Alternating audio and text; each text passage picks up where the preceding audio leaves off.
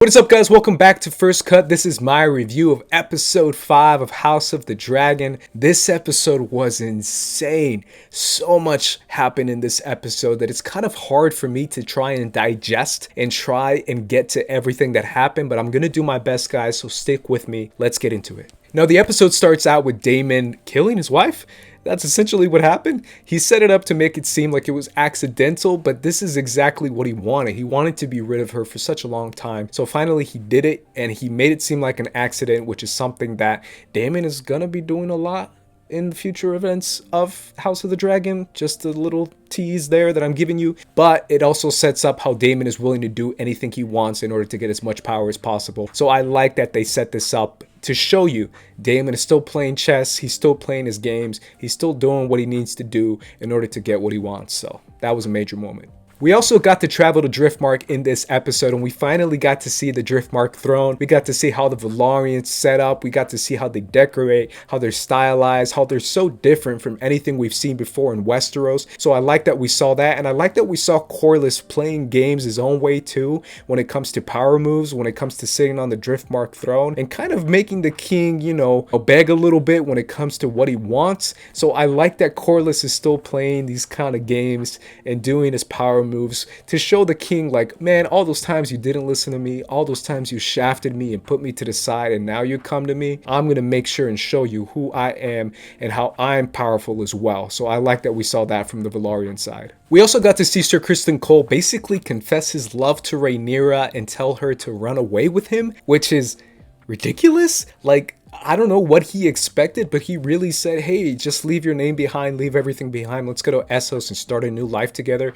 We can change our names. Like, I don't know what homie was thinking, because that's just ridiculous. I don't know anyone who would take that up. So I thought he was kind of just being a clown this entire episode. Like, that was some true clown behavior, and obviously him snapping and getting mad at the end and killing Joffrey was also kind of clownish behavior. Like, I don't understand what he was trying to get at. And also it shows you that Criston Cole can also be a little bit darker than what people think, because we see the good guy image and we finally see a little bit of his dark side. So I like that we saw that, and obviously they teased the relationship between him and Alicent, so be on the lookout for that, because that's going to be key. But obviously Criston Cole was on some BS this episode. Finally, we get to the wedding, which obviously a lot of stuff happened. This wasn't even supposed to be the wedding. This was supposed to be the entrance to the wedding, the pre-wedding, but it's turned into a wedding, obviously because of what Sir Criston Cole did previously in this episode. But also so much happened. Obviously the dancing, Leanor coming in, the Velaryons coming in, but we also see Daemon come in, and how Viserys is kind of cool with it. He's reluctantly cool with it, but he's still kind of cool with it. After he just told his brother, like, I don't know how long ago, to leave and never come back again. But Viserys is still, he still loves his brother. He's like, I still love you, man. Fine, come over. So he lets him sit at the table, and we see a little bit of a connection between Daemon and Laena locking eyes. And that's going to be another key relationship in the future. So be on the lookout for that. But I like Daemon in this episode playing his games, coming in knowing that Viserys is not going to do anything to him, and knowing that he's not going to follow up on hurting him or killing him in any way, and he can get away with what he wants because of who he is. So Daemon playing his games was another moment in this episode that happened during the wedding. Another moment that happened during the wedding that I thought was kind of cool was Breakbones, Harwin Strong, which is the son of Lionel Strong, who is the new hand of the king, kind of giving the command to just go ham. I love that moment because there's a fight happening and no one knows what's happening, but obviously everyone's worried about Rhaenyra and what's going to happen to her. She can get caught up in the fight and she could be accidentally killed. So he sends out Harwin to just go crazy and go Hulk mode or Bane mode and just start pulling dudes away from everyone and just start getting the princess and rescuing her out of there, which I thought was really cool because it sets up what's to happen between the Strong family and the Targaryen family, and between Harwin and Rhaenyra. Finally, the episode ends with the actual marriage and the saying of the vows, which is Leanor and Rhaenyra both basically tearing up as they're saying their vows, both because they experienced this weird traumatic moment during their entrance wedding moment, but also because they don't really want to be in this relationship and they both have interest elsewhere.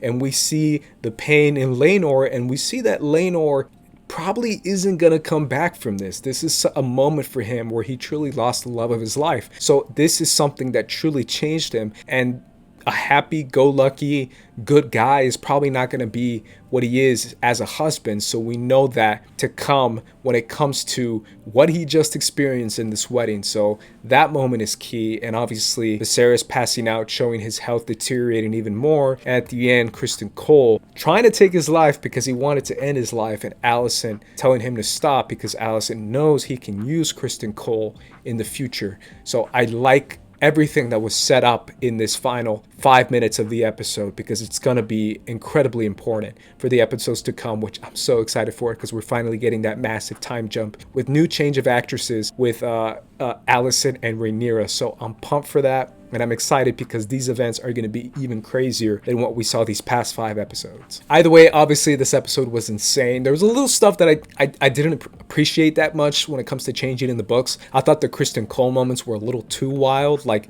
I don't understand how he can just get away with that and just be cool and just kill people however he wants in the middle of a pre-wedding. Like, that to me is just weird. In the books, it was a tourney, and that's how Criston Cole killed Joffrey. And obviously, he still did it in a blind rage, but it made sense because it was in the heat of a battle, in the heat of an actual contest. In this moment, it just felt like plain murder, which I didn't really like. But it still set up all the dominoes the right way, and it still did a lot when it comes to moving the plot forward in the correct direction that they're currently heading in. So I like this episode. I wonder if you guys like it. Let it know in the comments down below. And also make sure you guys subscribe here to First Cut if you haven't done so already. You could also follow me at Squad Leader Ace on Twitter and Instagram. I'm going to be talking about House of the Dragon even more on my Twitter, so make sure you guys follow me on there.